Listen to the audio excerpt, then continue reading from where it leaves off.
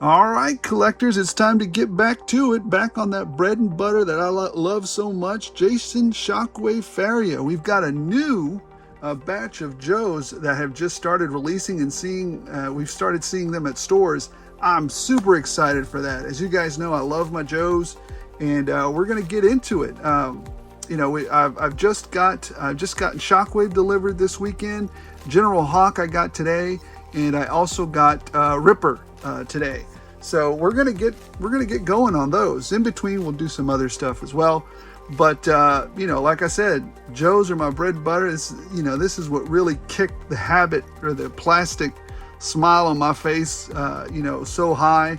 I was always collecting Marvel Legends, Transformers, and whatnot. But my number one love was Joes. I've always loved the Joes. Gosh, they might have been half the reason I joined up in the Army. So anyways, looking at this figure, I think it was released in 1988. He was I wasn't, at that age, I think I'm going to date myself here. I think I was just about to start high school, I think. If not, I was maybe like in junior high. I don't know. I'm not going to go do math. But anyways, I didn't care what a lot of people thought about, about me reading comic books and collecting action figures. I really didn't care. I've always been kind of I'm going to do what I want to do because I don't care if it makes you happy or makes you feel some kind of way. I like doing it. So anyways, I was always collecting, and, other things were taking away my attention, girls.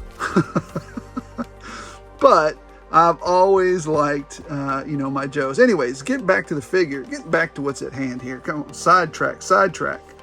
Looking at this figure, I actually really, really like this figure, and I was looking forward to it.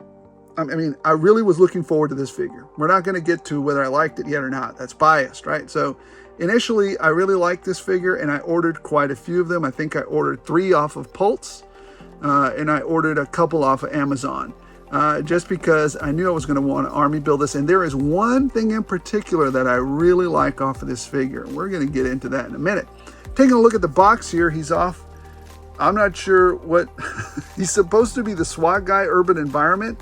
That's not an urban environment, guys. Hasbro, that's not an urban environment. That's the wilderness. What is your SWAT guy doing in the wilderness?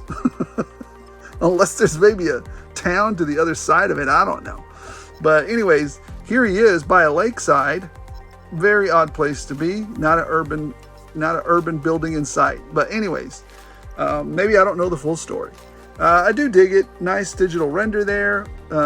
Some concept art there on the side. Looking really cool. Jason Shockwave Faria. Or Faria. I don't know. You guys tell me. Lots of little accessories there. Very cool. Side art.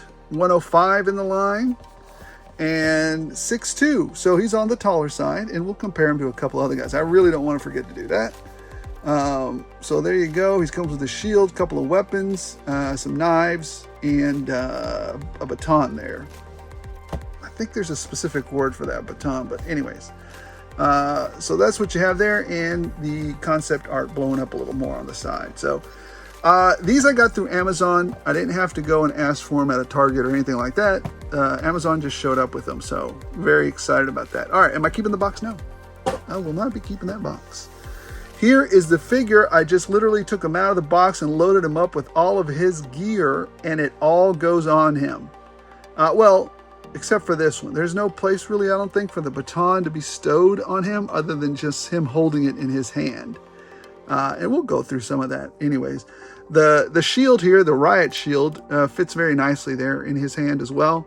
So that was very easy to do. Let's take a look at some of the accessories. We're going to do things a little bit different today. We're going to take a look at the accessories as I take them off one by one. I like that he's got some, I'm not sure what this means. This is how many times he's been attacked by Cobra. He's taken out. Does this represent a Cobra person? A tank? I don't know what that represents, but anyways, he's taken down 4 of those things. So the riot shield looks very nice. Oh, I kind of wish it would have been maybe transparent up here or had a transparent piece here. Maybe there's some room there for customizing. But anyways, I really do dig the shield. Very nice shield. Yeah, it works well. Works well. I had 0 issues with it. So this is a little crooked, but it still stayed on him pretty well. So no issues with the shield. Looks very nice. Nicely detailed. Are these supposed to be lights or something? I think so. Yeah. So anyways, there it is. Nice shield. You know, those go very well in an urban setting. So let's see. Let's talk about the baton next here. Let's take a look at it. Let go, you.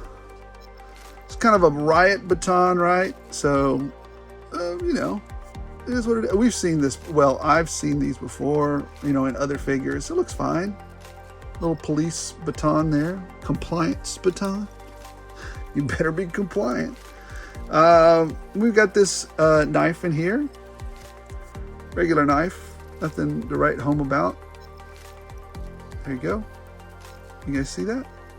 How about that? Nothing super special there. It's just a knife. These were interesting to me. I don't know what these are, but he has 2 of them, and they're submachine guns.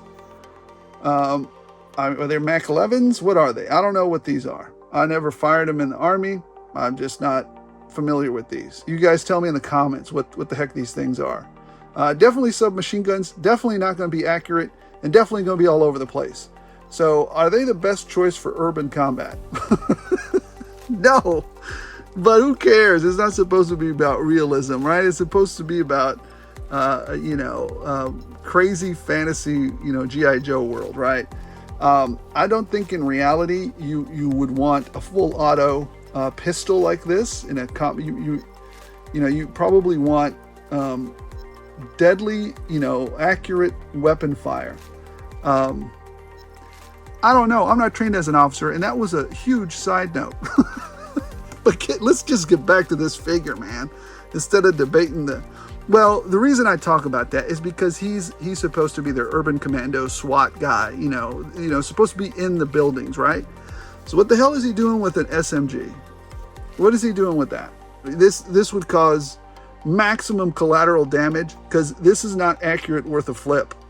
And you know, a submachine gun this size is just, number one, it's probably going to have all the kick in the world, and it's just not going to be accurate. So you want to minimize. Anyways, you saw my. Anyways, moving on. Let's get back to the figure. Anyways, you also have this knife down here. Here, let's see. I think this is kind of a rope cutting knife, which he would need if he's rappelling off of a building. So very nice. There you go. What else? And this is actually my favorite accessory that he has. This hat. This hat is awesome. We could paint this hat all kinds of colors, put it on everybody. I've been searching for a hat like this that doesn't look goofy on a figure forever. Kind of might even do for a baseball cap, right? So I've been looking for hats like this forever. Thank you, Hasbro. If anything, I'd buy him just for that. Gosh. All right. So moving on. What does he look like aesthetically? Let's take a look at him. He's got those nice vests. He's got those nice colors. Lots of little highlights there. Not a lot of washes, but still looks very well designed, very tight. Now, let me see his eyes. Let's see his eyes. I've got a little bit of sloppiness right there. Oh, but that was just the light reflecting. It's not sloppy. It does look a little derpy on this eye, though. You see that? But that's all right. I don't mind it. I mean, whatever. It's just off a bit. The paint is off. Aesthetically, that's a 1/10 of a point off. I'm just not looking that closely at him. He's got some shotgun shells right there, I guess. That's pretty neat. Pouches everywhere. Does he feel any different than any other Joe? No. And we are going to go through the articulation because I see some people say, well, everybody knows what G.I. Joe articulation is, so we're not going to do that. No, and I think that's a mistake because G.I. Joe articulation, you see, is different from figure to figure to figure. Sometimes they use a crappy buck, and sometimes they use an amazing buck. Even for females, we've seen how, different bucks articulate differently. And especially if Hasbro has started to kit bash themselves, I want to see how those joints are going to work, how well those joints are going to work with that body. So I'm definitely going to go through the articulation and the motion, even though we all know how G.I. Joe articulation works. I still want to feel it. I still want to make sure that it's good. Anyways, yeah, no, I think this is a great looking figure, a great troop builder. I think it's a troop builder of a looking figure. I really like it.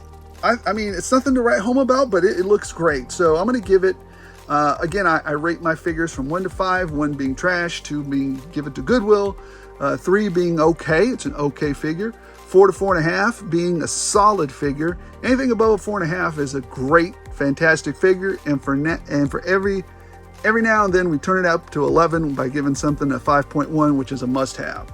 So this one right here, aesthetically, he's a 4.5. I think he's a great looking figure. So, yeah, just a great looking figure. These are boots. There you go. Yeah, 4.5. All right, let's look at the articulation real quick and see what he does there. Let's see. Is he on what kind of a joint is that?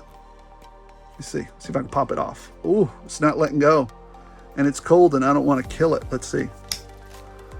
It is, yeah, it's just a regular Joe. I was thinking that it might have been like a slot or something, but it's not. All right, so he looks up that far, looks down that far. There's not a lot of no, there's a bit. He can do enough. That's fine. That's standard. It's fine. No gripes there. Now, here's the one thing that caused me to immediately start griping. See that grap right there? You see that crap? Do you see that crack right there? You see that? That gap? Anyways, this joint was sticking a bit. And I don't mind it sticking very much. I just added a little bit of shock oil, and it was fine, actually. I didn't even have to add that much. So I'm not going to take off any points for that. Because now it's working perfect, right? As opposed to the, which one was over here that was driving me crazy? Was it the Alley Viper? That Alley Viper drove me nuts, y'all. So anyways, not a big deal. No points off for that. You know, this arm is very nice and smooth and buttery. This arm's just fine now. I don't like that there's a gap there. There's no gap on this side, which means that they put this one together.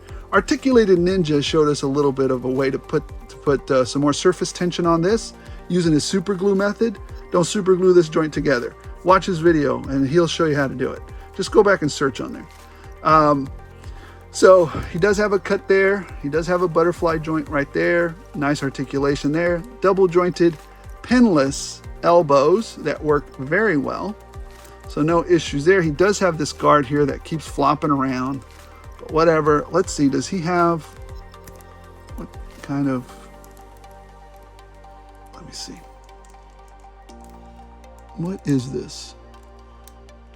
It is, yes, it's a roll of the dice hand there. And what is this one? This one looks like an in and out, right? Let's see. Is it? Yeah. So you've got a roll dice hand over here and an in and out hand over here. That's fine. I like it. That's good. Good. We got a little bit of variety there. You can't really crunch here. There's no crunching because of the vest. I'm sure there would be if we took it off. But he does have buttery smooth articulation at the waist, which is way better than some other figures. Again, you know, some figures don't have this buttery smooth articulation. For me, this one's very nice at the waist. Drop down. Now, this is a really weird thing. Watch this. I've never seen a Joe do that before. It's just odd. He kicks up that far. Does have a cut at the thigh.